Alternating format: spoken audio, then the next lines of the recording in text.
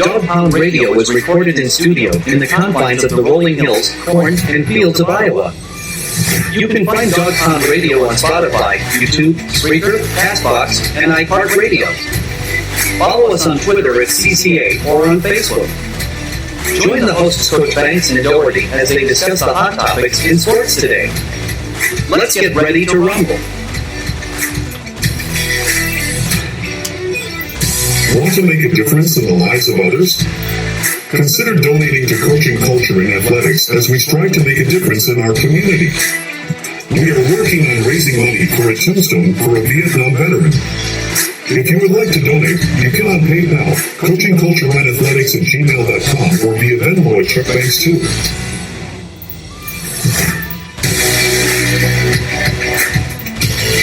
Tonight's broadcast is sponsored by the Coaching Culture in Athletics Radio Broadcast Network. We strive to make a difference in the world one soul at a time. Be sure to check out our shows on Spreaker, iHeartRadio, Spotify, Castbox, and many other platforms. Want to be a sponsor? Contact us at coachingcultureandathletics@gmail.com. Be sure to be on the lookout for the upcoming book, Life of an Overthinker, and all of Charles Banks' books on Amazon. Sad fact in today's age that most people only have assumptions on the outside shell and don't take the time to get to know the inside of the soul. Assumptions and quick judgment often lead to distress and unrest in society as a whole.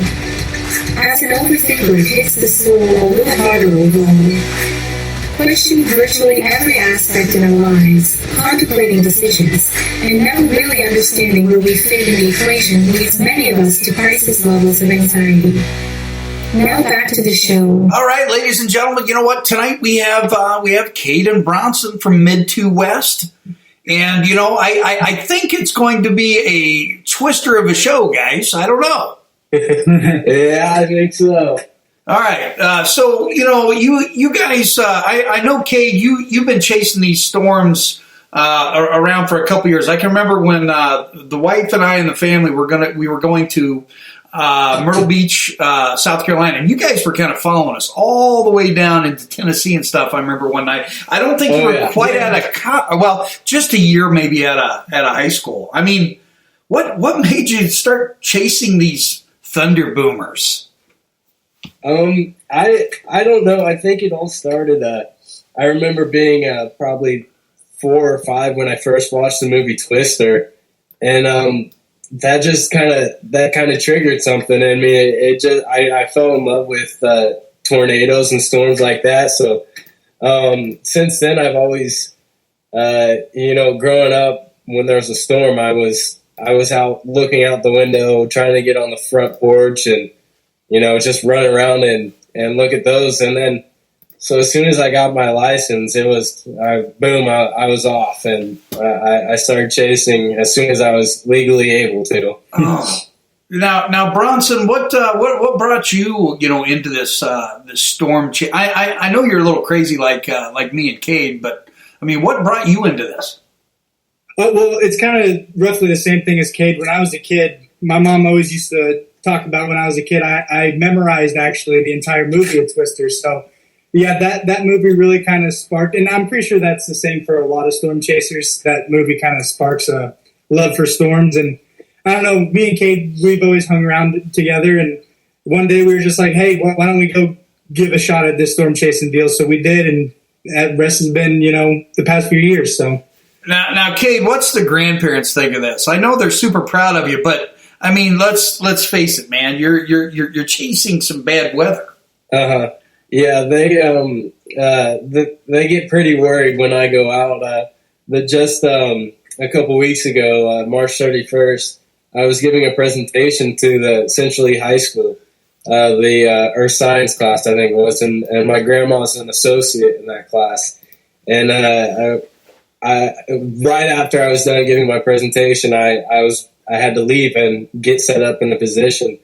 And she gave me a hug, and she kind of teared up a little bit and told me to be safe. But yeah, they get pretty worried when I go out. Well, I mean, it is pretty scary. I won't lie to you. There was a TikTok that I did I think last year, And I know Ethan Bergman, he was kind of laughing about it because I said, what am I doing? You know, but I'm kind of like all these Midwesterners. I mean, I love to see it, but I don't like to get too close. Now, that picture that I had up there at the beginning, who was that guy? I mean, he was a role model of yours, obviously. Yeah, that was Reed Timmer. He has a PhD in meteorology. He's been storm chasing since the late 1990s. He's had shows on the Weather Channel, on the Discovery Channel. He was in Storm Chasers. That went on for a few seasons, and then he headlined his own show, Tornado Chasers. And then after that ended, he started his own YouTube and just a whole bunch of social medias. He's got hundreds of thousands of followers. He was someone I looked up to. At a young age. I remember watching his shows at my grandparents' house, and then the past few storms we'd actually been on the same storms as he was, and then finally March 31st, we ended up right behind him. He was in the car right in front of us, and he stopped and we talked to him for a little bit, and he's a super cool guy. He turned around and told us to just follow him and assess some tornado damage, and we got to talk to him and take some pictures. And yeah, he's just a super cool guy. Did you spend more time in the Illinois and Mount Pleasant area, or did you end up getting over there like over by Ottumwa and where they were hit? On that day we had originally I went up to Olds and met Bronson and picked him up there. We originally targeted the Iowa setup, but we were kind of drawn to an early storm that formed over in Kansas, made its way across Missouri. So we headed down south, got on that storm around Hannibal, and we crossed over the river into Illinois, and we chased that for probably 2 or 3 hours. Man, it definitely takes a lot of patience and things like that. Anytime that you're doing that, I'm tweeting this out so Twitter, the Twitterverse knows what we're doing. Maybe a few people will chime in there. But hey, if you're listening out there, you're listening to Dog Pound Radio. This used to be Coaching Culture and Athletics. I've totally revamped it. Coach Doherty and I. We decided to create this multiverse platform, and believe it or not, I'll probably be trying to talk Cade and Bronson into doing a podcast on this network. But anyway, I won't let the cat out of the bag too early.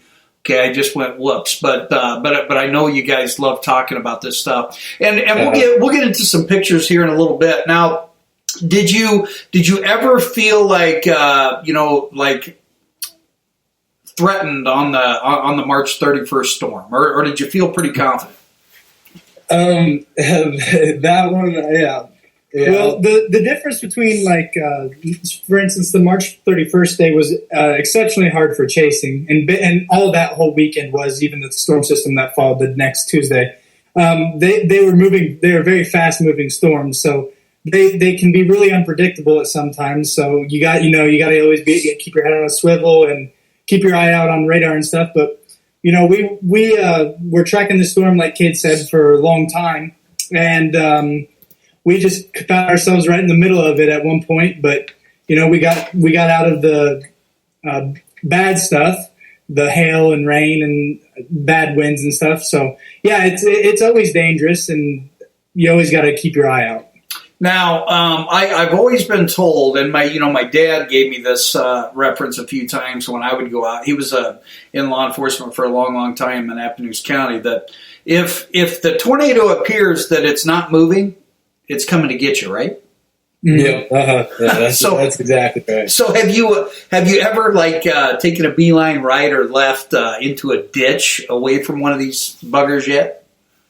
No, we haven't had to do that yet. We've had a couple close calls where we probably got a little closer than we really want to. But most of these tornadoes, most of the tornadoes you see pictures of, those are the rarity. Those aren't normal.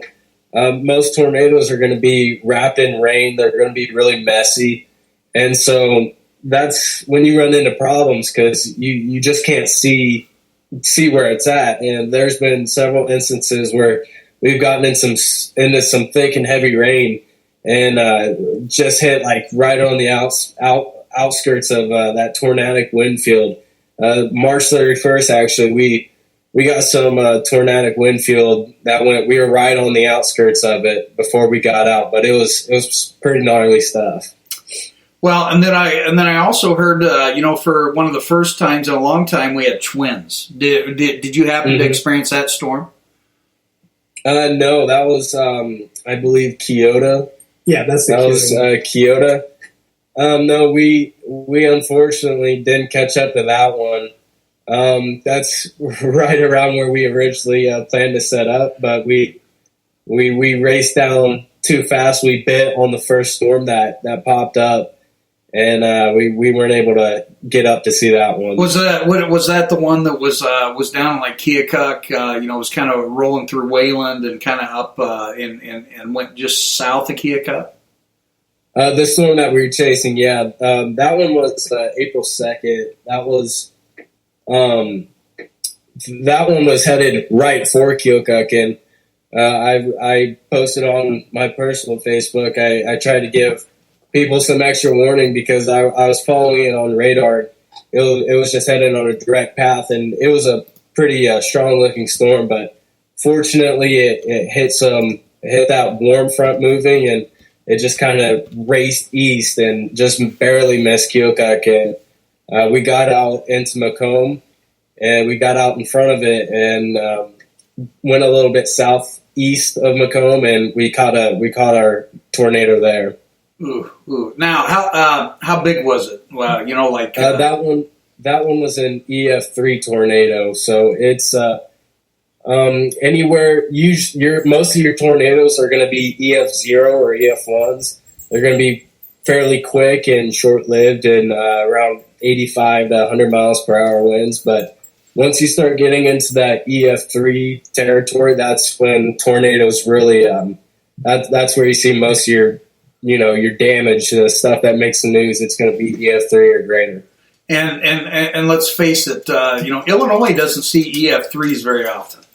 No.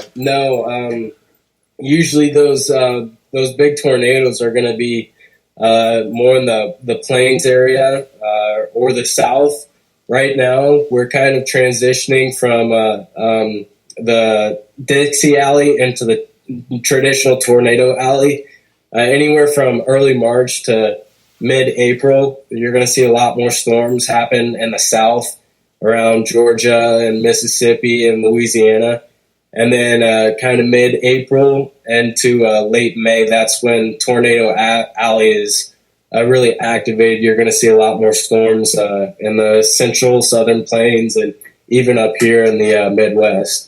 Bronson, does he make you drive your car because of insurance purposes and hail or No, Cade's the driver. Cade's always going to be the driver. I don't really fare well under pressure situations while driving. That's where he steps in. I'm more the directions guy. Oh, man, I've seen you knock down some good three-point shots and stuff. I figured you'd be good under pressure. Well, driving's a whole different thing. I'm more of a passenger guy. Did you sustain any hail damage on the last two storms? We had a couple dents in the roof of my car, but we lucked out. We really lucked out. The storm on April 2nd, it was golf ball size hail for about 5 seconds for us. We only got hit by a couple, but fortunately, that's honestly what I'm most scared of. It's the hail. I don't want any hail damage to my car or anything like that. Oh, man, I can remember driving through Colorado when I went down and worked on my PhD work, and we just barely got into Colorado, and all we hear, it sounds like Armageddon, and my family's freaking out, and there's dents all over, the escape from that, but, man, cars in front of me and back of me, I barely get underneath the underpass. Cars and like windshields shattered and stuff like that. I know in the 31st storm, Centerville got hit pretty hard, with hail damage and things like that. Oh, yeah. Have you ever seen like a barn or anything up in the air, or a cow like Twister yet? No, nothing like that. We on the March 31st storm, though, we like I said, we were right behind Reed Timmer in that storm, and we were trying to catch up to these storms. They were going around 70 miles per hour, so it was hard to keep up with them. But we finally got caught up to it, and we got stopped at a red light, a couple red lights right outside of the town of Sherman, Illinois. And after those red lights, we raced into town, us right behind Reed. And all of a sudden, it was you could just see debris and stuff everywhere. There was cars all over the underpass and stuff. And we realized that just like 15, 20 seconds before we got there, there had been a pretty substantial tornado that went right through. So that red light actually probably did us a favor. We weren't able to see a tornado, but the odds are that we would have actually been inside the tornado. Man, that's super scary. Now, what type of technology, or what type of how do you to go out and kind of game plan on these storms and things like that? What do you utilize, and what do you utilize in the field at this point? Uh-oh. Yeah. Sorry. What was that? Oh, I'm sorry about that. But must be having interweb issues. Like what kind of tools do you utilize, Cade? And like technology wise, or whether it's a website or anything like that that helps you game plan for these storms. It like a week every single day, pretty much. I'm checking the Storm Prediction Center. It's ran by the NOAA. It's the best minds in all of meteorology. They work for the Storm Prediction Center, and they have outlooks for the next 7 days or so. So the first thing I'm doing is every day I'm checking those. They issue risk categories. There's 0 through 5. So if you have kind of a 3 out of 5 risk day, then that's going to grab my attention. Then I head over to the College of DuPage Weather Lab. They got a really awesome website that I love to use. It's got long range, medium range, and short range models. And there's just a ton of different numerical data that I like to go through. You have to meet the criteria. There's really 4 ingredients to thunderstorms, and if all 4 of those ingredients are showing up in all of those models, then that's when we start narrowing down.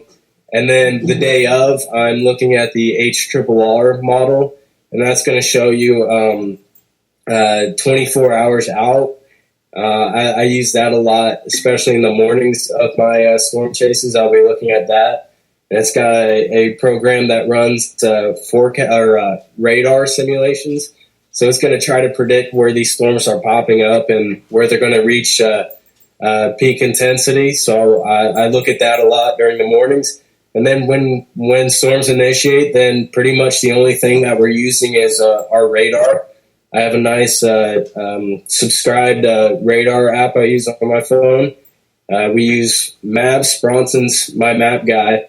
We've got a pretty good system worked out there where I'm using radar, and I'm tracking these storms where they're headed, and then where I think we have a chance to intercept. I pick a town out in that path, and Bronson plugs it in, and he's my directions guy. So it's a pretty good system we got worked out. Well, and then when we're out there, radar will only show you so much. So the biggest tool that we use is our eyes. Mm-hmm. Our eyes are our biggest tool probably that we use as far as, predicting, where because you can see some of these storms from so far out, and even when you're in the mix of things, like your eyesight is your biggest tool. What, what's the difference between like a tornado and a derecho? So a tornado is formed. A tornado comes from what we call a supercell. It's usually a discrete thunderstorm It's not your traditional like widespread rain. It's a smaller cell, but these cells they need to be discrete. They usually don't have cells around them because they just require so much energy. That's where 99% of your severe weather is going to come from. Your hail and stuff.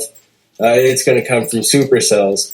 A derecho, on the other hand, it's a line of thunderstorms. It's a big group. They've all grouped together. They form a line, and they straight line winds. All these winds aloft in the atmosphere. They're going the same exact way, so it's pushing that storm. It's forming what we call a bow echo. When you go on radar, it kind of just looks like a bow and arrow. And then the rain falls. That cool air from the rain falls down, and it pushes all that warm air at the surface level. It pushes that out. So that's how you get those straight line winds. If you have a line of thunderstorms that merge together, that's when derechos can occur, and those are pretty rare actually. They're kind of more of a Midwestern thing. Iowa sees a lot more derechos than most other states, but they've been a little more common here in recent years. Yeah, and would you call that global warming, or do you just call that the weather? I think it would be. It's way too early to tell if that would be considered global warming, because the weather itself, these tornadoes. Sometimes you'll have a year that will just go absolutely bonkers. You'll have a year like 2011, where we just saw an insane amount of tornadoes. There was, I think, over like 2,000 tornadoes that year. But then you'll have a year like 2020 where there was over half less than that. So I couldn't say definitively global warming or not.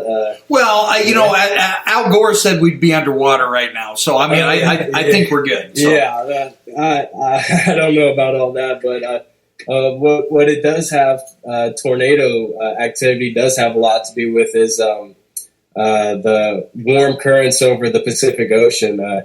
You get your La Nina and your El Nino years. Wind patterns, and that has a lot more effect to it than really anything else. Well, and that outbreak on the 31st, like he said, there are certain years where it's just prime for tornadoes. Like for instance, 2011, and this year is already off to a pretty big start for tornadoes because that 31st outbreak it's in the top 5 now. It was third. Yeah, it was the third largest ever tornado outbreak in the United States. Yeah, 119 something tornadoes confirmed in one day. And it appears like these tornadoes are getting a lot more violent. In comparison. I mean, like in the last few years, I know one hit Marshalltown that was pretty destructive a couple years back, and we hear about those, but and then there was one up north. I can't think of the name of the town. It's where I think where Coach Ed Thomas. Remember where he coached football? There was Parkersburg. Yeah. Was that in 2011? I think it was because or 2013. One of the two. Yeah, that was an EF5 tornado, and we haven't had an EF5 tornado since 2013. And I think what we're seeing now, a lot more of these violent tornadoes. I think that honestly has more to do with social media, and to be honest, the rise of storm chasers. It's becoming a more popular thing with the rise of social media, and they're making a new Twister. They're releasing it in 2024, Twister 2, and I think once that comes out, I think we're going to see a large spike in storm chasers and tornado coverage. Well, and that's like what you were just saying. People with the rating system. Mm-hmm. We haven't had an F5 like you said in 10 years. So there's been like kind of a lot of speculation of, when the think they locked up on me. Oh, well, I think we both locked up. That's weird. Yeah, I think we did too. You guys good? Yep. Okay. All right. If you were listening, we just had a computer glitch. I'm going to guess that it's the Russians, but that's my opinion. Now, Bronson, you were talking about these F5s and things like that. Now, I remember a storm chaser down in Oklahoma City where they took his he got killed in this. Tim Samaras. What's that? I think his name is Tim Samaras. Okay, that guy, and the vehicle that he was driving was like armored, right? He was actually in a I want to say it was a Camry. Yeah, he unfortunately that day was not in a vehicle suitable for that. But that was the El Reno tornado of 2013. The biggest tornado ever. The biggest tornado ever. It was 2.5 miles wide, and it had wind speeds of over 300 miles per hour. It's actually the strongest winds ever recorded on Earth. Paired up with the widest tornado ever recorded at 2.5 miles. And that day, 4 storm chasers died. It was the first time storm chasers had ever been killed by a tornado. And what had happened was, besides the fact of it was 2.5 miles wide, it was just absolutely massive, is these storms usually travel in a northwestern or northeastern direction. That's a general rule of thumb. They're going to move northeast, so you want to, if you want a good view, you're going to have to sit southeast of the tornado. That day, however, the tornado started and it dipped down and it went immediately south and then kind of curled around in a hook before heading up to a northeastern direction, but that caught Tim Samaras and his team in a pickle, along with dozens of others. But unfortunately, Tim and his team, they weren't able to make it out of the path in time. Definitely doesn't make the grandparents feel any better. I'm just going to throw that out there. No.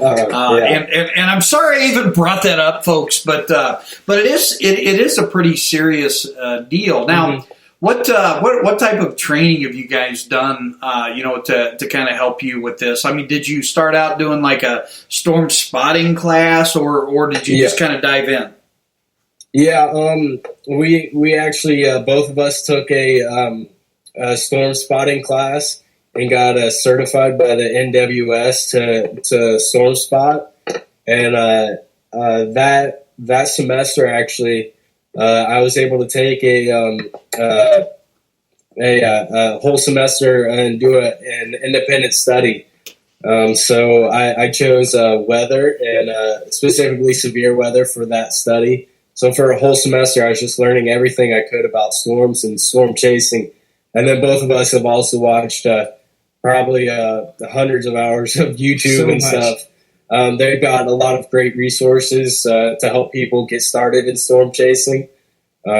Skip Talbot, he comes to mind. He does a great job. He does seminars all over the country and stuff at NWS events, and he's been a great guide. But the biggest thing that I think we've done is just getting out there. Every storm, we learn something different. We learn new tactics and stuff. And especially the past 3 or 4 storms, I'd say we've really started honing in our skills, and we're putting ourselves in a lot better position than when we first started out. Where would someone go and get certified and like go to these storm spotter classes? Is this a county deal or a state deal? We did ours in Donaldson, didn't we? We did ours in Donaldson. Our National Weather Service office for our area is the Quad Cities NWS. They go around every spring and do classes all around in their covered area. Like Bronson just said, we did ours in Donaldson. I can't remember if they had one in Donaldson this year or not, but they also do some online seminars too. So if someone was interested in that, you'd have to go to their the NWS Quad Cities Facebook page and find out more about their times and schedules there. What would be the odds of you bringing Coach Banks alive? And he would go live, on this broadcast, storm chasing sometime. I mean, what are the odds? Anytime. The next time we have a storm system close to here, we could get in contact with you. You definitely be able to come with us. We'd probably stick you in the back seat with a camera. Yeah. That'd be awesome. Well, we have to ask the listeners out there, you have to give us a thumbs up for that, or at least a comment if you want to see Coach Banks cry like a little girl, So tomorrow there's a chance for severe weather. Do you think is it going to be as much as an April 2nd or March 31st, or is this going to be a little bit weaker system? It's definitely going to be a weaker system. I should backtrack. It doesn't have the it doesn't have the widespread potential that these past two storms systems that have gone through on March 31st and April 2nd. Those are pretty rare. The March 31st was a 5 out of 5 on the risk category. Okay. That is incredibly rare. And then to have April 2nd, which was a 4 out of 5, and to have those two systems, pretty much back to back. I don't think anything like that has happened around here in at least a few decades. Well, and those people at the Storm Prediction Center, they've done a pretty good job, especially recently. Those type of weather events, for instance, like the 31st, or like a big weather event, they pretty much try to, with the rating system, like a 5 out of 5 risk. You pretty much will know about it ahead of time if you're in like a potential threat for some real dangerous severe weather. Yeah, and I'll be checking my models in the morning. The day of the event, 10 times more than you put together the past, 3 or 4 days that you're looking at an event. The day of tells you a lot. But right now, I think if we were to get a storm anywhere near our area, the biggest threat would probably be hail. But I'll be looking tomorrow and finding out more then. Now, what kind of discretion do you give to because this was the first time in my entire teaching career that schools let out. You know what I'm saying? For this particular storm, and it was like the younger generation, they were like, I'm going to go to McDonald's. I mean, what kind of a discretion or seriousness do you tell these folks, guys? Like I said, I mentioned this in every class that I presented in. I tell them it's kind of a running joke here, especially in the Mid2West, that if the tornado sirens go off, then you go on your front porch and look up at the sky. But the reality is that all it takes is one. There have been over 100 tornado-related deaths this year. We're on track to be one of the most deadly years in all of tornado history this year. So all it takes is one tornado to come through, and especially like the systems that came through on the 31st and 2nd. Those were very fast-moving storms. Those were very fast-moving systems. Some of those storms are going 70, 80 miles an hour. So by the time that the tornado sirens get going, you don't have time to go on your front porch and look around. You only have time to get shelter and get in a safe spot because we've gotten a lot of experience, so we know how to stay safe in the face of these storms. But when you're sitting at home, you're just a sitting duck. So they can all it takes is one. We've got very lucky the past couple of weeks, and I think Southeast Iowa's luck is going to run out here some point in our lifetime. I think we're going to see a pretty significant event go through. Well, and the part of the thing that draws people to storm chase and tornadoes is that, these things, they might be real pretty to look at, and they might be, breathtaking or jaw-dropping, type of things. But in reality, they're unpredictable. Like, we still haven't had an accurate prediction for how tornadoes move, how they grow. They're nothing to joke around with, obviously. So whenever you're in a potential threat, like we were the 31st, you always want to keep your head. You always want to keep your head on a swivel, pay attention to your radar, and have a plan. That's the main thing: is always have a plan of what to do during a severe weather event. 100%. You're listening to Dog Pound Radio. I have Cade and Bronson from Mid2West Outdoors. Now, we haven't brought that up yet because this is a new venture, and you're also looking for sponsors. So, I always want to make sure that we talk about that. And when we get done tonight, guys, just shoot me your links and information, and I'll make sure that they hit all of our facets, whether it's iHeartRadio, Spotify, all that sort of stuff. So let's talk about Mid2West Outdoors, man. I'm a little disappointed you haven't followed me on TikTok yet, but that's okay because you can't follow everybody, dang it. So, but antlers. What made you come up with this? I mean, Cade, it appears. I mean, are both of you guys going to be history teachers and coaches too?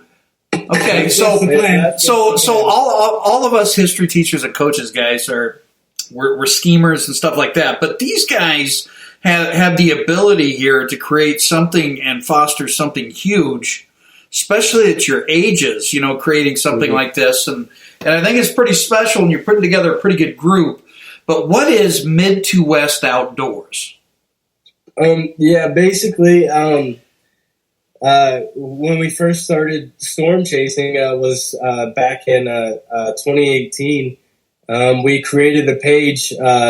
Caleb Sanders went with us a couple of the first storm chases we went. So we started KBK Storm Chasing, and we storm chased through that for a little while, and then we kind of morphed and did a couple other things. But I remember going out hunting one morning during whitetail season. I think it was 2021, fall of 2021. I started thinking about it, and I wanted to do something with outdoors, and I just thought if I could bring together a page with outdoor content like hunting and fishing and stuff like that, if you could pair that up with something like storm chasing, no one does that. There are storm chasers, there's storm chasing pages, and then there's hunters and hunting pages and stuff like that, but no one's ever kind of merged those together. So I thought about it, and then I started asking around, and all of my friends have been super supportive. I made some T-shirts, and they all bought some. They've been awesome.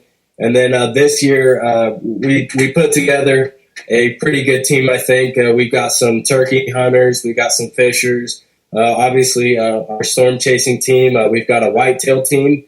And last year we did a whitetail whacker event where it was a whitetail buck competition. We got 10 hunters that competed in that. That was super fun. We're really proud with how that turned out. And this year we're partnering with F6 Outdoors, an awesome bow shop ran by Jamie Fuller. Right outside Montrose. We're partnering with them to bring the 2023 whitetail whacker, so we're super excited about that. We've also got a turkey event going on with Luke Simmons and Simmons Gun and Repair. So we're super happy about that. But on the storm chasing side, we want to be able to live stream these. We want to be able to be kind of a warning system for people in the path of these storms. Storm chasers are some of the most reliable sources when it comes to tornado warnings and stuff like that. So we want to be able to do that. but it's pretty expensive, as you can imagine, with gas prices. The 2 storm chases we were on this year, both of those were over 500 miles driven. So it's expensive. So we kind of came up with the idea to get some sponsors together and help us fund storm chases. If we could get a couple of those together, we plan on taking a trip or 2 down to around Oklahoma and Kansas on a good day. So that's kind of where we're at now with Mid2West. Man, 500 miles is, I mean, that's a jaunt, man. Yeah, it is. And those are just storm chases to Illinois. We've also been to Tennessee. And I know, man. I saw you on that 19 and a half hour trip I was driving, and you were staying pretty close, Yeah. Yeah, we were in the car for 23 hours straight or something like that. We woke up early in the morning, around 3 in the morning, and headed down, set up in Tennessee, chased all day, and I tried to make it back home, but I was pretty tired at the wheel, and Bronson looked over at me, and I had my chin resting up on the steering wheel. He's like, "Are you all right?" And I said, "I don't think so." We stopped. So we found a rest stop, and we stayed there for the night. Now was this was your senior year in high school, right? Yep. Yeah. Because I was like, where are these guys going? And folks, I do follow my all time favorites on Snapchat, so I can kind of see where they're at. I have to. Mm-hmm. It is what it is, and yeah, that's it's crazy, but I ghost hunt. So what's crazier than that, right? yeah, that's true. Now you don't have a Mid2West paranormal group yet, so we may have to. That should be our next venture. That should be our next branch of Mid2West. Dude, I would join you in a heartbeat. But in all seriousness, what is your goals, Caden Bronson?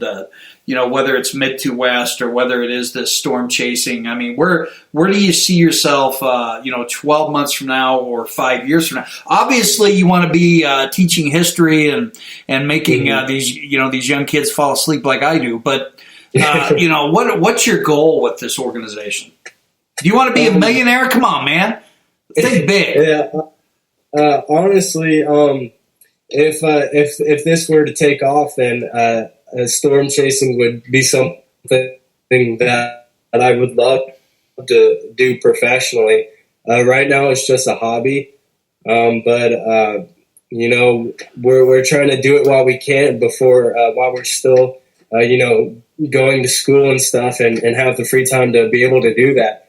Obviously, right now, both of us, our plans are to be teachers and coaches, but if we were able to make this work within the next 4 or 5 years, it would be awesome to be able to do something like this and to hunt and storm chase. But my goals right now though are to get through college and to be able to get hired on somewhere and coach and stuff. That's where I'm headed now. Well, and you get your summers, you get some of your summer off too, guys. I mean, let's face it, right? Yeah. What were you saying, Bronson? I was just saying, a big part of it for me, I feel like, especially with my generation or our generation being kids, nature really, people are getting way less connected with nature than they have in the past. So, I mean, that's pretty important to me too, that, we stay connected with, our earth and, fishing, hunting, storm chasing, whatever it is. It's always good to get out there and do any of that stuff whenever you can. So, we like to bring the platform for those types of things, especially for our area. The piggyback off that's one of the main ideas behind forming this group. We want to bring more attention to what we have right now, the outdoors. We have some beautiful places here, especially in Southeast Iowa and among all of the Midwest. We want to bring attention to that and be able to help preserve what we have now, so we could pass down this beautiful land to future generations. Because we're pretty lucky to live where we are. lot of people think it's pretty boring around here, but I think you just got to get into the right stuff, and this is one of the best places on earth to live. Best places to fish locally within the tri-state. We have a couple private ponds we like to fish too, so the landowners probably wouldn't like us shouting out exactly where those are, but the Mississippi, it's always great. We're pretty fortunate to live, anywhere here in southeast Iowa. You could be about 15, 30 minutes away from the Mississippi, so that's a great resource for fishing. We like going out to Indian Lake out near Farmington a whole bunch. There's lots of private ponds. There's lots of cool lakes. There's ponds around Shimmick and stuff like that. But the Mississippi's awesome. So we just live in a great spot. All right, biggest question, Bronson. Have you ever seen Bigfoot in Shimmick? No, I have not seen Bigfoot. Okay. Dang it. Shimmick. I have not. Dang it. But one of my friends swears up and down that they saw a bear around Farmington. So you could see black bear up here, right? I didn't know that because I heard that and I was like, "There's no way." So I looked it up, and sure enough, we are in bear range. Technically. Ryan Johnson, GPS locations, please. All right, there we go. Oh my goodness. Well, we're getting ready to kind of wind down our first show, guys. But I plan on having you back. If you'll join me. I think it's amazing. As your old teacher and coach, man, I couldn't be prouder of what you two are doing. I mean, not only have you jumped in and taken a chance, but you guys are going out there and you're saving lives. And you're kicking names and taking butt, right? I mean, this is awesome. So I'm a huge fan. Make sure that you stay on, shortly, for just a few minutes after we end tonight's broadcast, guys. But let's give shout outs, last words. How do they follow you guys? And is there an email address, Cade, where potential donors or sponsors can do that for you? We're on Facebook, Instagram, YouTube, TikTok, Twitter. We're on all of those under Mid2West Outdoors. You got that banner going there on the bottom of the screen. You could search that up anywhere, and we'll pop up there. And for sponsors to get in contact, you could reach me through my Facebook, Cade Meyer. You can message me there, or my email is cademeyer@icloud.com. We're going to be putting together a presentation here soon. I went through all my social medias and pulled some numbers and stuff, so I'll be putting together a presentation and sending that out to local businesses. And hope we could pull in a couple sponsors through that. Phenomenal. Now, I do have to share this. It's I'm going to have actual copies of The Life of an Overthinker. It is kind of a short read, guys. It's 119 pages, but I'm selling those for $20 a piece because I'm going to. I've started a foundation, with this. It's called Tombstones for Veterans.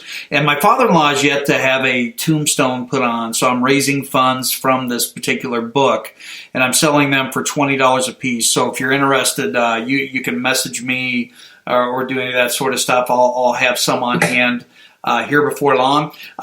Just a little bit, Sunday night, our show, it's kind of piggybacked off the coach show. Coach Doherty and I will be on with Fort Madison AD Jeff Lamb. And hopefully I get this Cade and Bronson dynamic eventually over here on Dog Pound Radio. But, guys, do you have any last shout-outs? You better shout out to your grandparents, Cade. I know they're watching. Yeah, shout out to my grandparents. My Mimi actually helped. She was probably, could be considered our first sponsor.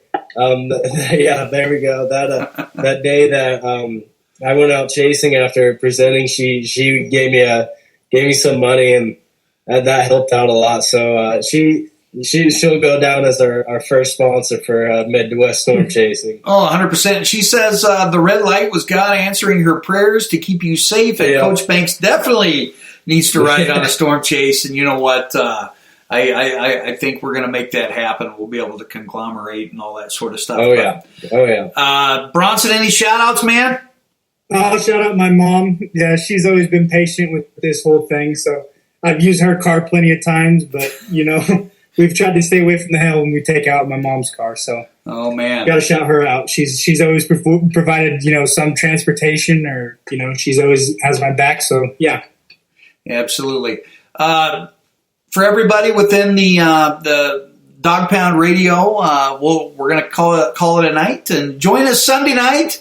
And keep pace, folks. We're rolling here, and follow Mid2West Outdoors and donate. We're out of here.